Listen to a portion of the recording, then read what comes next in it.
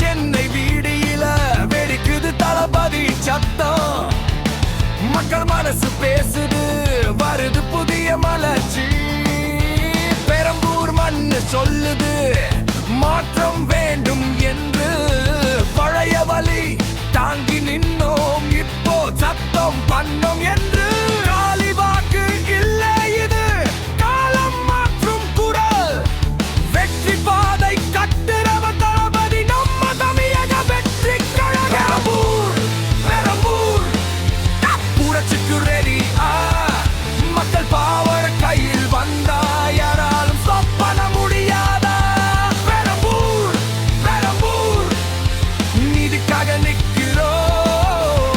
மக்கள் பவர் கையில் வந்தா யாராலும் ஸ்டாப் பண்ண முடியாதா?